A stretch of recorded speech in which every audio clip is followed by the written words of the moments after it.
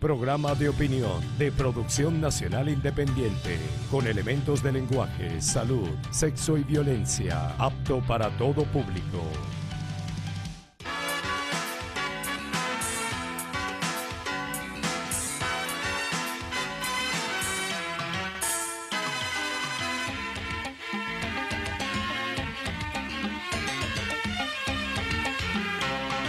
Amigas y amigos, el tiempo electoral quedó atrás.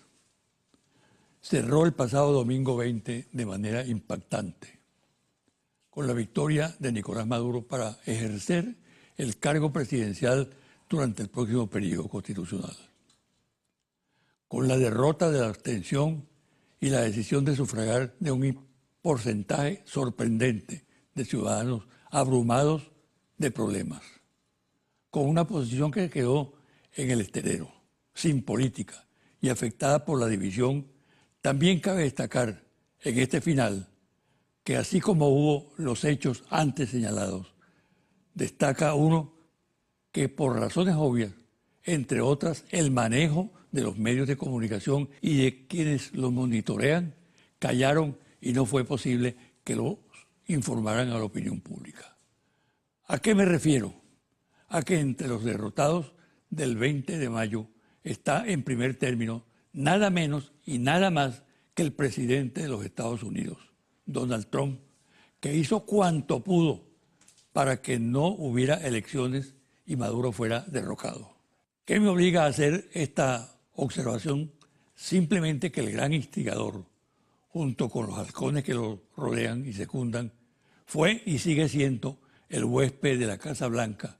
Él armó la política de ataque frontal contra Venezuela, tanto las amenazas como la materialización de las brutales sanciones, lo cual llevó y lleva a cabo descaradamente sanciones económicas, financieras, bloqueos sistemáticos y declaraciones auspiciando el golpe de Estado o una posible intervención militar desde el extranjero, así como la actividad mercenaria fuera del país de dirigentes políticos venezolanos. Quería puntualizar estas cosas para testimoniar de esta manera que el evento del 20 de mayo fue algo más que un episodio electoral, que en lo fundamental fue la lucha del pueblo venezolano para defender su independencia y soberanía, agredida por la potencia más poderosa del mundo, y también fue el fracaso de quien convirtió en un problema de honor acabar con el actual proceso de cambio social, político e institucional en América Latina. Abordo otro tema. Terminó, como he dicho, el tiempo electoral y ahora los venezolanos tenemos que ocuparnos de poner en marcha las políticas para atender y resolver los graves problemas de diversa índole que aquejan al pueblo venezolano. Grandes y pequeños problemas. La mayor responsabilidad corresponde, obviamente, al presidente reelecto Nicolás Maduro, que tiene apoyo suficiente de la colectividad y recursos. Estoy claro en el sentido de que el jefe de Estado está consciente de ello, pero un solo hombre, por mucho poder que tenga, no basta para asumir tan gigantesca tarea. Por consiguiente, conviene señalar la importancia que tiene la actitud que adoptará la oposición, lo que queda de esta y otros sectores del país, lo que significa que la tarea tiene que ser de todos sin excepción. Pero este tema lo abordaré en próximo programa. Una pausa y al regresar conversaré con Héctor Rodríguez, gobernador del estado Miranda y dirigente nacional del PSUV.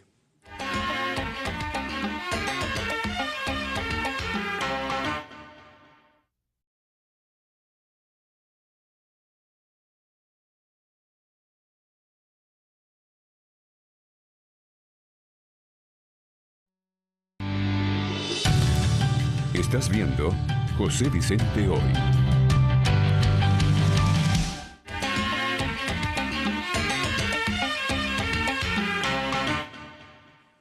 Tengo un particular interés en trabajar el tema de la participación de la juventud en la política y en el proceso político venezolano.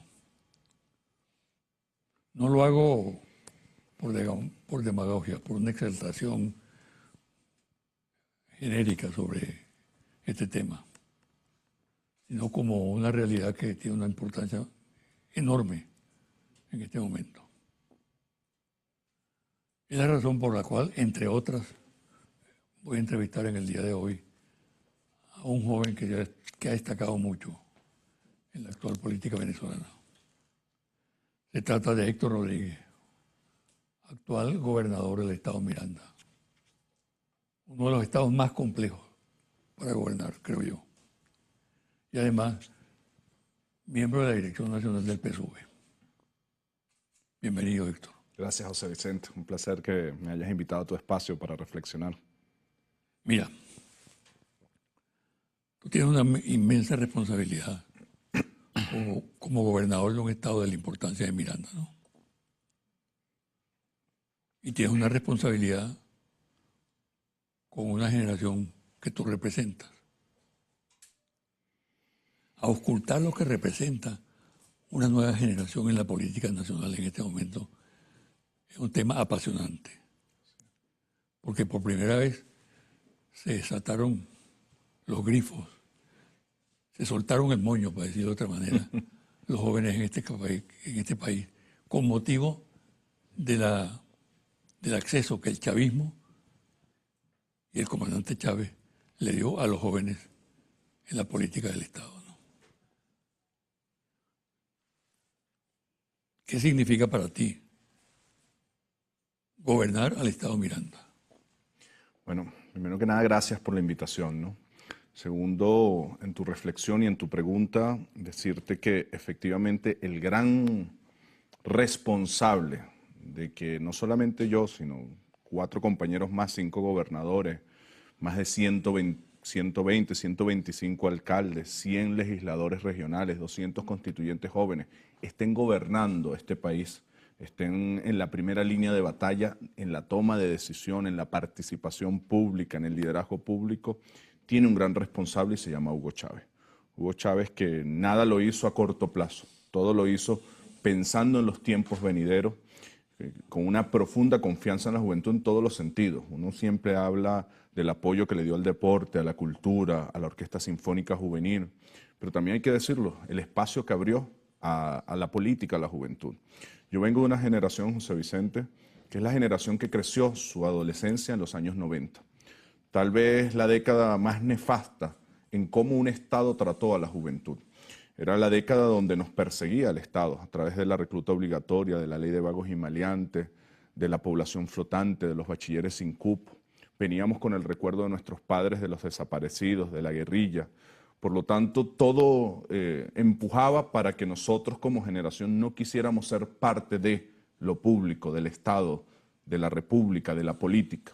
Y de repente apareció ese joven apasionante, ese joven que asumía su responsabilidad, ese joven que nos hablaba de la historia, de la patria, pero que también nos ponía a soñar, que era Hugo Chávez. Y esa adolescencia empezó a ver y a vestirse con uniforme militar y a admirar nuestra historia y a conocer nuestra historia, pero también empezó a soñar con ese joven. Y luego tomó el poder político y empezó a convocarnos. Ya no era el Estado, ya no era el gobierno que nos perseguía, sino el Estado que nos convocaba a hacer deporte, que nos convocaba a estudiar con aldeas universitarias, con Canaima, que nos convocaba a la cultura, a la Orquesta Sinfónica Juvenil, pero que también nos convocaba a gobernar. Yo me acuerdo, José Vicente, cuando el presidente me llamó, tenía yo 26 años, para ser ministro del despacho. A mí, por supuesto, me sorprendía. Y después, con el tiempo, entendí que nos llamaba era formarnos, a estar a su lado para exigirnos, para estudiar, para explicarnos, para viajar con él y llegar a Nicaragua y explicarnos cuál era la importancia de geopolítica del canal de Nicaragua. Es decir, fue él el gran causante, el que abrió los espacios, los caminos, para que mi generación y las generaciones venideras, la generación que está naciendo al calor de la Organización Bolivariana Estudiantil, comprendiéramos la importancia de que fuésemos parte de la construcción de la historia. Hoy estamos en este momento con esa presencia política gracias a Hugo Chávez y a su visión estratégica de la necesidad de que la juventud se empoderara de la construcción de la historia. Ahora, aterrizando en la actual situación, tú eres gobernador de un estado sumamente complejo. Así es. ¿No? Difícil de gobernar para cualquiera. Así es. Es decir, que te la estás jugando, ¿no? No solamente como Héctor Rodríguez, individualmente, sino como uno de los representantes más destacados de la nueva generación venezolana. Los problemas del país, que son muy intensos, se reflejan con mayor intensidad quizá en el estado Miranda. Sí. ¿Cómo asumes tú esa responsabilidad? Y yo agregaría algo más. Es Miranda complejo, pero es también el momento complejo. No estamos gobernando, ni mi persona, ni los otros 4 gobernadores jóvenes que también tienen estados muy complejos, ni los 125 alcaldes en el tiempo de la bonanza petrolera. Estamos gobernando en el tiempo de las dificultades, en el tiempo de las sanciones internacionales que bloquean la economía nacional, en el tiempo saliendo ya del tiempo de las guarimbas. Nosotros lo vemos como un reto, lo vemos como un reto, lo vemos desde el profundo espíritu bolivariano que tenemos de la necesidad de crecernos en las dificultades, pero sobre todo lo vemos como un reto colectivo, José Vicente. Yo sé que tú me pides que puntualice la circunstancia individual que nos ha tocado y la asumimos con mucha responsabilidad histórica de lo que significa este bastión territorial para la revolución, para la paz del país, para el futuro del proyecto bolivariano, lo que significa para nuestra generación, pero también lo vemos como... El desafío es mayor por el contraste del inmenso fracaso de la derecha en ese estado precisamente.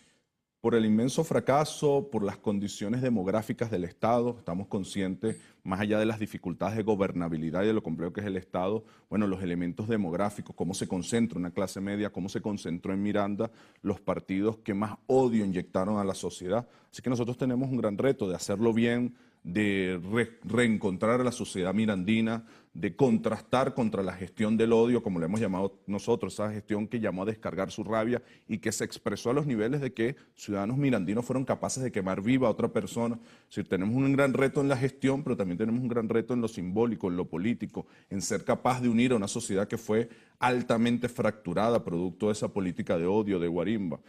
No solamente eso, sino también atender y buscar soluciones para los problemas. Así es. En lo macro y en lo micro. Así es, así es. ¿No? Y de reencontrar un Estado, además un Estado que nació o que creció siendo un estado dormitorio de Caracas, que no se encuentra entre sí, que tiene grandes diferencias entre la subregión de Barlovento, los Valles del Tuy y los Altos Mirandinos. ¿Cómo asumimos eso? Por eso insisto, lo asumimos primero colectivamente. En Miranda, que nos acompañan en el gobierno regional, que nos acompañan en el partido, que nos acompañan en los equipos municipales, hay liderazgos nuevos y liderazgos históricos, de gran capacidad de combate, de gran capacidad técnica, de gran lealtad y capacidad política. Y nosotros hemos tratado de constituir un equipo más allá de una figura que pertenezca a una generación. Nosotros no entendemos la revolución como una batalla generacional. Hemos convocado a todas a gobernar juntos, a todos los grupos, a todas las experiencias, a todas las intelectualidades, a todas las universidades. Hemos creado un consejo científico con las 58 universidades de Miranda para que nos asesoren, para que nos acompañen, para que nos ayuden a conseguir respuestas creativas a los nuevos problemas que se están planteando. Entonces, primero tenemos una visión colectiva del ejercicio del gobierno. Una visión colectiva en el sentido de convocar a todas las generaciones, a todos los cuadros y a todas las instituciones. Segundo, tenemos una profunda confianza en nuestro pueblo. Todos los problemas que tenemos en Miranda los vamos a resolver con el protagonismo del pueblo. Las victorias que hemos tenido, la victoria en la gobernación, luego en las alcaldías, donde no solamente ganamos todas las alcaldías que tenía el chavismo, sino que recuperamos el municipio Sucre, recuperamos el municipio Carrizal, crecimos en voto. Esta victoria que hemos tenido en la elección presidencial, Miranda fue el estado que más votos dio al presidente, fue uno de los estados que más creció, fue el estado donde tuvo más diferencia entre los votos del chavismo y el voto de la oposición, porque viene un crecimiento, tiene que ver con el protagonismo que han tenido los líderes de calle, los líderes de comunidad. Entonces, ante ese gran reto que tú me planteas, una absoluta confianza en el ejercicio colectivo del poder, una absoluta conciencia de la necesidad de seguirnos preparando y seguirnos formando y de prestar mucha atención a los espacios de reflexión, a las universidades, a los centros de investigación. En Miranda se concentra la mayor cantidad de universidades y de centros de investigación. Perdona, ¿tú crees que ese discurso te lo cree el sector popular, los humildes, que están sometidos a una crisis muy severa? ¿Qué respuestas tienes tú para esa crisis, concretamente en el estado Miranda? No solamente lo creo, estoy convencido de que lo creen. Lo han demostrado en estos 6 meses, lo han demostrado en 3 procesos electorales que me ha tocado acompañar en estos 6 meses. Lo demuestran cada vez que vamos a la calle. ¿Qué respuesta dar a las circunstancias? Primero, que tenemos que apostar a nuestras propias capacidades. Y eso ha sido un discurso que hemos tenido con mucha claridad. No hay respuestas mágicas. No es que con una varita mágica el petróleo se va a disparar. Nosotros tenemos que responder a estas circunstancias con nuestras propias capacidades. Y hemos presentado un plan, 4 prioridades de gestión. La seguridad, que como tú sabes es el principal problema de Miranda y que en estos 6 meses se han venido dando respuestas concretas. Pasamos de ser el estado más inseguro de Venezuela, triplicando el segundo, a ocupar en 6 meses el 8º lugar. Y vamos a seguir trabajando con los municipios, con las policías, con la refundación de la policía de Miranda que la desaparecieron. Nosotros encontramos apenas 7 patrullas operativas y 900 funcionarios. En 6 meses ya llevamos 200 patrullas y 2.000 funcionarios. Estamos formando 1.500 más en estos momentos. Y vamos a llevar esa a ser la mejor policía del país, el estado más seguro del país. La segunda prioridad, que está muy marcada con la coyuntura, es la economía. En Miranda hay una capacidad industrial que se pierde de vista, pero es una capacidad industrial que nació al calor de la renta petrolera. De PDVSA, dame dólar subsidiado para comprar materia prima y yo transformarla. Al no estar ese dólar subsidiado, esa empresa se paralizó. Con ellas hemos venido trabajando, el presidente nos aprobó la zona económica especial de Guarenas-Guatire y hemos dicho, bueno, vamos a culminar la cadena de producción, vamos a empezar a generar materias primas, tecnología venezolana. Mientras hacemos ese camino, vamos a importar materia prima y vamos a reactivar toda esa zona Tú me dijiste económica. algo antes de empezar la entrevista, en privado, que el Estado Miranda está exportando flores a Rusia. Así es. Estamos exportando flores, estamos exportando cacao, estamos exportando pescado, estamos exportando minas no metálicas. Hemos empezado una línea. Nosotros hemos dicho, la situación, la dificultad económica que estamos atravesando tiene una sola respuesta: producir y exportar. Generar divisas distintas a la divisa petrolera, que nosotros seamos capaces de satisfacer con nuestra propia producción las necesidades del país y producir por encima de nuestras necesidades para exportar. Ya llevamos la 4ª exportación de flores, estamos exportando a los Estados Unidos, al Caribe, a Rusia, a China, y es la demuestra de que cuando las cosas se hacen con voluntad, con cariño, cuando apostamos a nuestras propias capacidades, las cosas pueden solucionarse. No es verdad que vamos a solucionar todos los problemas que encontramos, de ser el estado más inseguro, con los mayores niveles de pobreza, con la peor infraestructura del país, en tiempos irreales. Vamos a darles respuestas en el tiempo estructural, pero no vamos a descansar y en el tiempo se van a ir demostrando, como ya se están demostrando, ya estamos abriendo líneas de exportación, ya estamos bajando los niveles de inseguridad, ya estamos recuperando las principales vías del estado Miranda, las principales autopistas, ya estamos arrancando proyectos estratégicos como el puerto de Carenero, el aeropuerto. Es decir, cuando las cosas se hacen bien pensadas, bien planificadas, con método y con voluntad y sumando a la gente, claro que se puede responder. ¿Que es difícil gobernar Miranda? Sí, es difícil. ¿Cómo están enfrentando ustedes ahí problemas como el desabastecimiento? Estamos apostando en la proyección de la hiperinflación que hay en el país. Sí, es imposible sacar a Miranda de la dinámica nacional, ¿no? Nosotros, por supuesto, estamos haciendo un esfuerzo gigantesco en 2 líneas de trabajo. Una, atender la distribución. La distribución venezolana se contaminó con un conjunto de vicios, con elementos de la guerra económica, con los elementos de la extracción hacia otros países. Nosotros hemos apostado con mucha fuerza a esta táctica que ha planteado el presidente de los comités locales de planificación urbana, los comités locales de abastecimiento y producción. Esto nos ha permitido hoy llegar ya a 700.000 familias, que llegamos mensualmente. Todavía no es la totalidad, vamos a seguir creciendo. Estamos atendiendo toda la administración pública, la policía, los maestros, el 60% de las comunidades de Miranda, y vamos a seguir creciendo. A esto le hemos sumado una nueva estrategia que están haciendo, que son los mercados comunitarios. Ya hoy tenemos capacidad de colocar 42 mercados comunitarios semanales que van rotando. ¿Con qué se dotan estos mercados comunitarios? Aquí está el tercer elemento de la estrategia, con la producción de Miranda. La producción de Miranda se vino abajo por 2 razones. Se convirtió en el estado más inseguro y empezó a desplazar campesinos. Y segundo, no tenían un gobierno intermedio que los acompañara en el acceso a las materias primas. Nosotros hemos dicho, bueno, ahora los vamos a acompañar con seguridad, los vamos a acompañar con materia prima, y esa producción inicial que están sacando nuestros pescadores, nuestros campesinos, la están arrimando estos mercados comunitarios. En la medida que eso siga creciendo, nosotros vamos a satisfacer cada vez con mayor fuerza las necesidades de abastecimiento que tiene el estado Miranda. Pero otro tema, por ejemplo, el tema de los medicamentos. Miranda tiene 14 empresas farmacéuticas, 12 privadas y 2 públicas, casi todas al 10% de su capacidad por los temas de materia prima. La industria farmacéutica de Venezuela, de Miranda, necesita 260 moléculas, de las cuales solo 60 se producen en Venezuela. Bueno, nos hemos puesto de acuerdo con las universidades, con la banca, y le hemos dicho, ¿cómo ustedes universidades nos ayudan a generar la producción de las moléculas que faltan? Yo financio a los actores que quieran construir esa industria química para que nuestra industria farmacéutica se pueda levantar. La sentamos con la industria farmacéutica y todos se han puesto de acuerdo en un solo plan de trabajo. En mediano plazo, Miranda va a ser capaz de producir los medicamentos que necesita toda Venezuela. Esa es la dirección, apostar a la producción y apostar a líneas de distribución distintas a las que ha venido contaminando la guerra económica, las mafias. Es decir, que el pueblo se empodere de la solución. Y ojalá esto sirva como experiencia a otros estados que también apuesten a la producción, a la exportación, a la generación de divisas distinta a la divisa petrolera. Vamos a hacer una pausa, Héctor.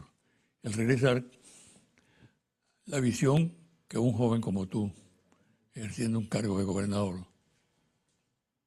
y habiendo ejercido otros cargos de importancia, tiene del poder. Okay. ¿Cómo lo asumen? Seguro. ¿Cómo lo asumes tú? ¿Qué proyección le das? Etcétera. Al regresar de la pausa. Seguro.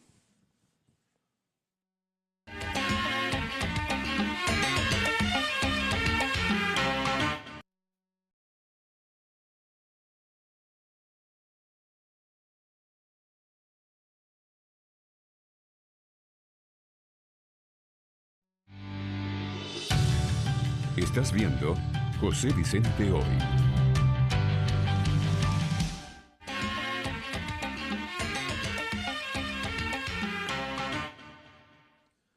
Hagamos un pase rasante por el tema del poder, ¿no? Tú decías anteriormente que no se trata de la batalla generacional. Así es. El concepto de generación es muy importante. Lo trabajó mucho Ortega Gasset. Así es. ¿No? Él incluso llegó hasta establecer lapsos. Cada 30 años había cambio generacional. Correcto. No comparto eso, desde luego. ¿No? Pero sí, es indudable que la gente nueva, los jóvenes, aportan. ¿No? Y todo ese aporte depende fundamentalmente de la capacidad que tengan, de lo que hayan estudiado, ¿no? Etcétera. Tiene la palabra, pues. Bueno, aportan todas las generaciones. Quien piense que una nueva generación tiene toda la verdad, normalmente eso está asociado a que esa generación no ha tenido que tomar decisiones. Entonces, por eso también esa imagen de que las nuevas generaciones son más puras o más limpias. No es que todavía no ha tomado la decisión. Cuando empieza a tomar decisiones, alguna se va a equivocar y aún siendo correctas, a alguien no le va a gustar. Por eso yo no creo que la política sea una lucha generacional. Yo creo que la política son modelos, son proyectos políticos, es lo que te convoca. Por eso tampoco creo que el poder sea los cargos. El poder está lleno de muchas ilusiones, de muchas caricias falsas, de muchos espejismos. Uno de ellos, los cargos. Mucha gente asocia la lucha por el poder es la lucha de los cargos, y no es así. El poder para mí se resume en la capacidad de hacer.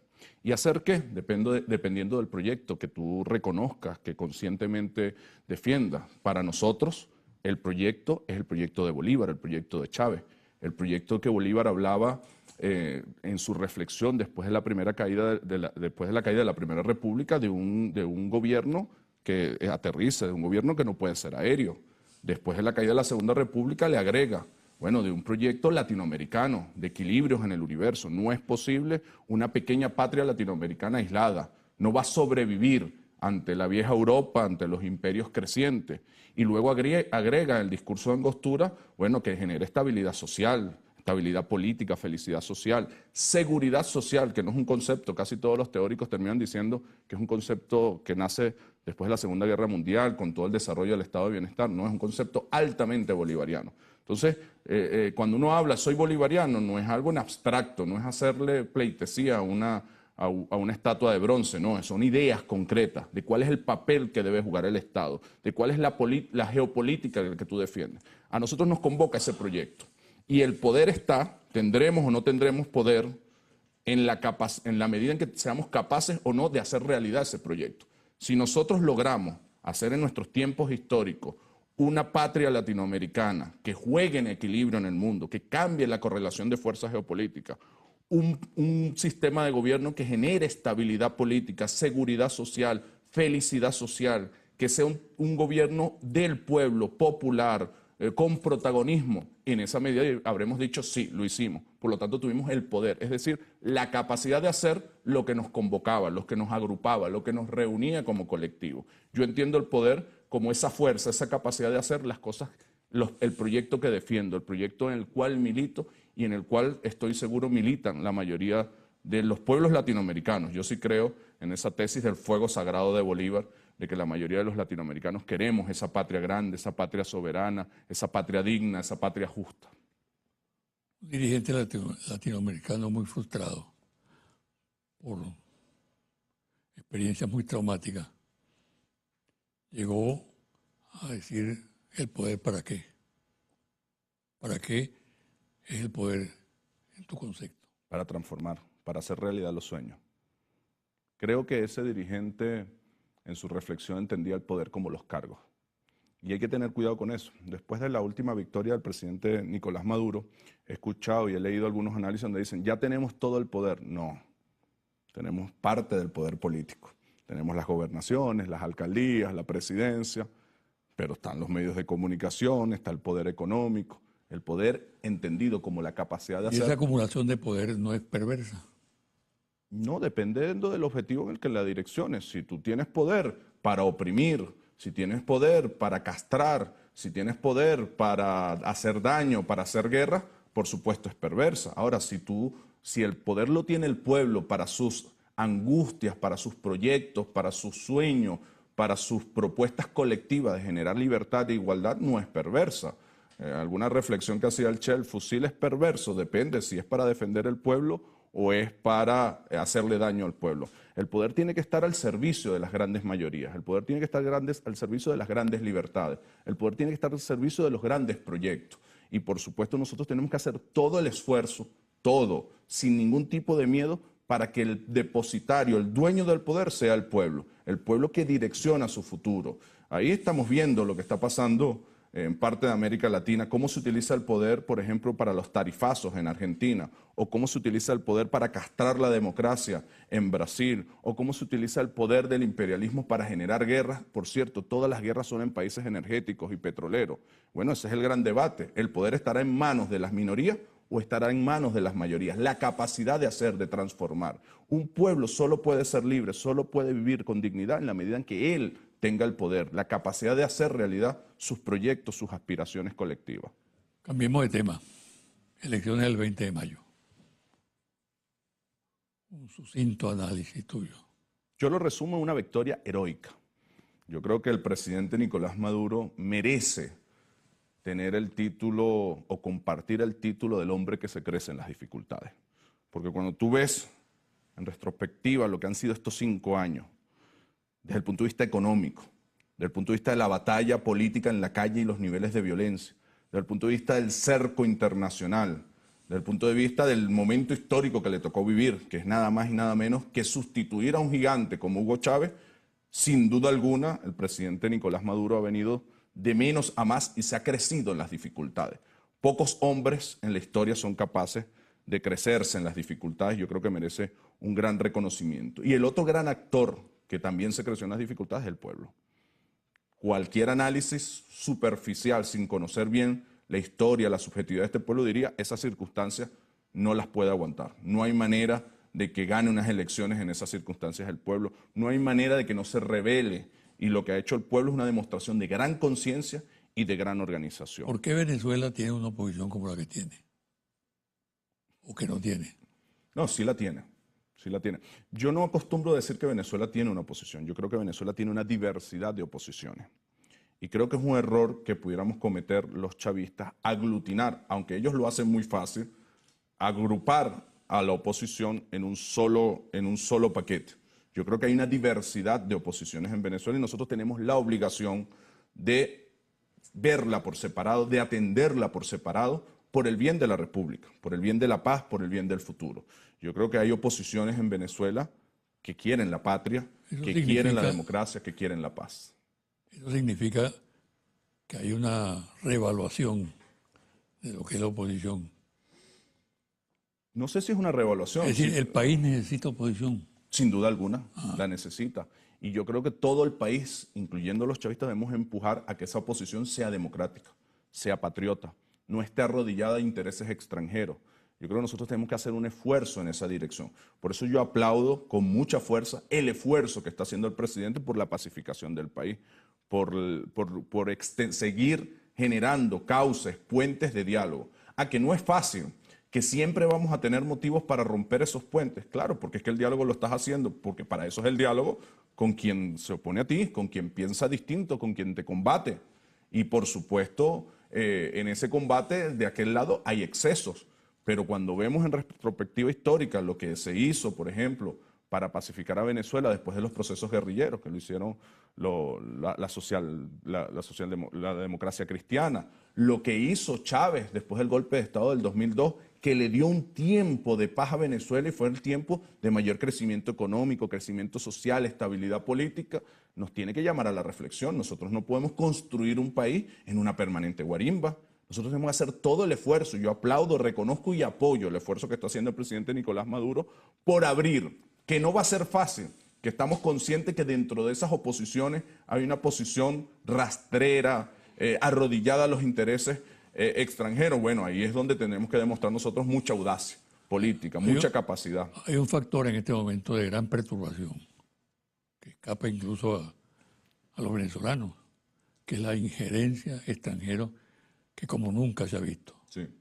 Tal vez en este momento está en su máximo nivel de expresión pública, por las características, desde mi punto de vista, por la irracionalidad de quienes están dirigiendo el imperialismo.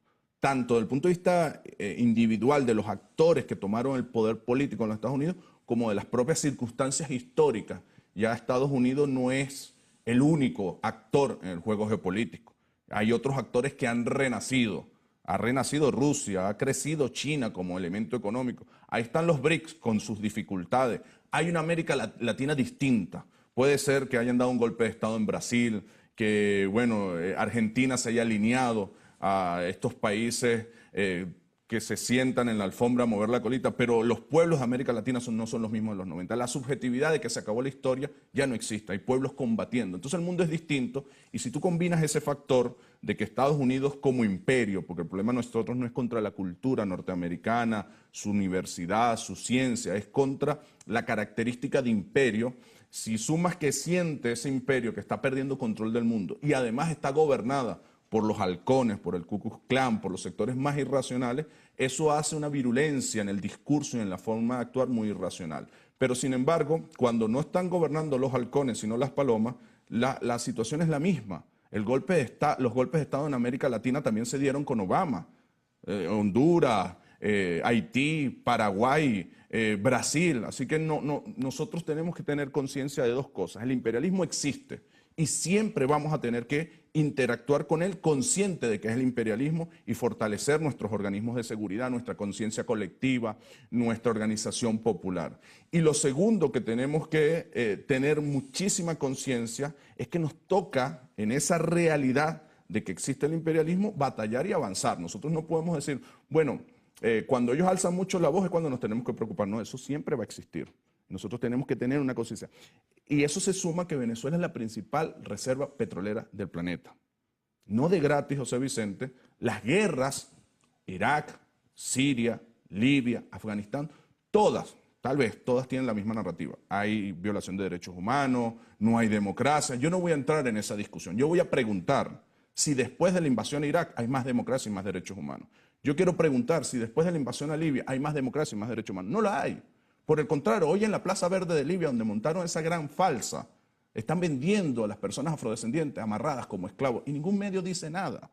El problema de fondo de Irak, de Libia, de Siria, de Afganistán, no es su democracia, no es sus derechos humanos, es que tienen petróleo. Y Venezuela es la principal reserva de petróleo del planeta. Y los venezolanos, las venezolanas, tenemos que aprender que vamos a tener la principal reserva del planeta y que el imperialismo va a existir.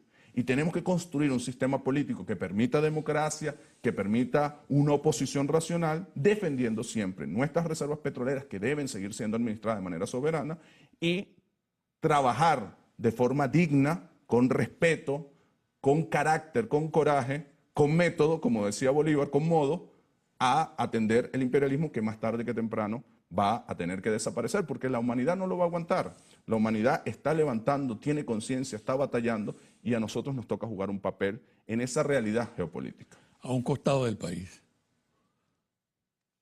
aparece un vecino con mucha agresividad, sí, en plan satelital del imperio. ¿De cuál de los dos costados me estás hablando? El costado este. Yo diría ¿Qué que piensa de la actitud de Santos? es igual que la actitud de Bush. Vive, que Santos era su ministro de Defensa cuando bombardeó Ecuador. Es la oligarquía colombiana. Y después que asesinaron a Sucre, la oligarquía ha gobernado siempre. No es lo mismo que el pueblo colombiano. Ese pueblo que tenemos aquí en Petare, que se vino huyendo de la guerra. Ese pueblo que recibió con amor a Bolívar y a Chávez. Nosotros, sin prejuicio, pero con absoluto realismo. Hay una oligarquía colombiana que se ha negado históricamente al proyecto bolivariano. Bueno, aprendamos a convivir, a ser más fuertes, a organizarnos popularmente, a tener mayor inteligencia y a tener mucho realismo. Chávez lo manejó muy bien con la creación de la UNASUR, de la CELAC, ir empujando, que los pueblos vayan generando cada vez más saldo organizativo, ir generando mucha autonomía y autoridad dentro del territorio nacional para que no puedan con los aparatos paramilitares. Por ejemplo, lo que nos pasó en Miranda, eso es una autocrítica que nos hacemos. Es verdad, ellos gobernaron 9 años el territorio mirandino, gobernaron 9 años el municipio Sucre, pero nosotros no podemos permitir bajo ninguna circunstancia que los aparatos paramilitares de Colombia tomen control de los territorios barloventeños, de los barrios del municipio de Sucre, como lo tomaron durante 9 años. Eso nos obliga a reflexionar sobre nuestros sistemas de seguridad, nuestra organización popular, porque es una realidad que existe ahí. Ahora, yo creo profundamente, tengo profunda fe en los pueblos latinoamericanos, en el pueblo colombiano, que va a retomar con mucha fuerza una nueva ola del proyecto bolivariano, de la unidad latinoamericana. Por una situación sencilla, si uno pone la mirada política, no en 4, en 5 o en 6 años, que son los tiempos constitucionales, sino en los tiempos históricos, en 20, 30, 40 años, el único camino que tiene América Latina para vivir con dignidad ante el mundo es encontrarse, es abrazarse. Yo doy clases en la Universidad de Teoría Política y siempre le pregunto a mis alumnos, imagínense por un segundo que hace 200 años no hubiésemos tenido la cobardía a la gloria que tuvimos y en vez de separarnos en pedacitos, nos hubiésemos mantenido unidos en lo que proponía Bolívar, Centroamérica, Colombia y las Provincias Unidas del Sur. ¿Qué sería de nuestra patria hoy? Económicamente, culturalmente, militarmente. Pero voy más allá, ¿qué sería de la humanidad? Porque el papel que hubiésemos jugado no hubiese sido el del imperialismo norteamericano. Por nuestra diversidad cultural, por la mezcla de raza, por la historia que traíamos, la humanidad sería otra. Nuestra cobardía en ese momento, la falta de proyección histórica que tenía Bolívar, hizo que perdiéramos estos 200 años. Y después le digo a mis alumnos, esto no es para que se pongan tristes, esto es para que nos preguntemos hoy qué vamos a hacer para los próximos 200 años. Nos toca retomar el proyecto de Bolívar con fuerza, con coraje, con capacidad política. Un mensaje concreto, como un disparo. Trabajemos por la paz y por el futuro. Trabajemos por la prosperidad, todos unidos, como venezolanas, como venezolanos. Dejemos a un lado los tiempos del odio, de la discordia. Saquemos lo mejor de nosotros para construir un futuro mejor. Bueno, gracias. Gracias a ti, José Mucha Vicente. suerte. Gracias. Una pausa y a regresar los confidenciales.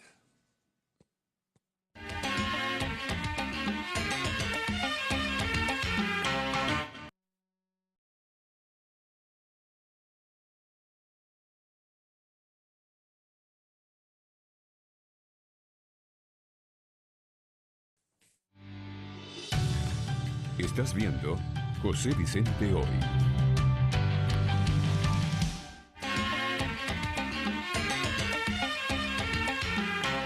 Y ahora los confidenciales. Los organismos de seguridad e inteligencia del Estado venezolano han avanzado mucho en los últimos tiempos respecto a las investigaciones que efectúan sobre la actividad desestabilizadora que realizan sectores políticos, sociales y empresariales en el país y la movilización injerencista del gobierno norteamericano y sus aliados. Cabe señalar que esos organismos se han tecnificado y adquirido un alto nivel de competencia y profesionalismo. Su trabajo se fundamenta principalmente en material proveniente de la subversión de las delaciones que a diario se producen y de la imprudencia de los personajes que realizan esa actividad. La inteligencia militar, por ejemplo, se alimenta de las confidencias provenientes del mundo castrense, de los errores en que incurren oficiales que han sido contactados por el personal que actúa al servicio de la conspiración y de organismos extranjeros como la CIA, agentes del Pentágono y equipos que emplean en esas labores a organismos como el DAS de Colombia. Actualmente está muy claro que la conspiración contra el gobierno venezolano está bajo el control de expertos norteamericanos que actúan en estrecha relación con la embajada de esa nación en Venezuela y que tutelan también las operaciones de la inteligencia colombiana. Particularmente es interesante el caso colombiano. La oligarquía de esa nación que controla el poder tiene un objetivo que siempre ha estado en sus planes: ejercer dominio sobre Venezuela, debilitar a su Estado. Todo en función de sus aspiraciones anexionistas expuestas por historiadores y geopolitólogos en universidades, en libros y en otras fuentes fundamentales. La actividad subversiva contra Venezuela, promovida por el presidente Juan Manuel Santos y también por el uribismo, denunciada por el presidente Nicolás Maduro, es reforzada con la incorporación oficial de Colombia a la OTAN en calidad de socio global, concebida fundamentalmente como alianza de cooperación militar. Todos estos pasos extreman la peligrosidad en materia de seguridad para el Estado venezolano. Confidencial al cierre, Interlaces, Monitor País, Interlaces Confidencial. Ficha técnica, 1.580 entrevistas directas en hogares en todo el país desde el 25 de abril al 11 de mayo. Resultados. En general, ¿usted está de acuerdo o en desacuerdo con que prosiga el diálogo entre el gobierno nacional y la oposición después de las elecciones presidenciales? Gane quien gana, 79% de acuerdo, que prosiga el diálogo, mientras 19% está en desacuerdo. ¿Cuán importante considera usted que es ahora el diálogo entre el gobierno bolivariano y la oposición? Muy importante, algo importante, poco o nada importante. 71% muy importante, 9% algo importante. Total 80%, 4% poco importante, 14% nada importante. ¿Usted está de acuerdo o en desacuerdo con la mediación internacional para promover el diálogo entre el gobierno y la oposición después de las elecciones presidenciales? 75% de acuerdo, 21% en desacuerdo. ¿Usted está de acuerdo o en desacuerdo con la mediación del Papa Francisco y su representante en Venezuela durante esos diálogos entre el gobierno y la oposición? 81% de acuerdo, 17% en desacuerdo. ¿Con quién diría usted que es más importante que el gobierno dialogue y establezca acuerdos para resolver los actuales problemas económicos del país? ¿Con los dirigentes de la oposición o con los empresarios? 83% con los empresarios, 15% con la oposición. Hasta aquí el programa de hoy. Me despido hasta el próximo domingo a las 9 de la mañana por este su canal Televen.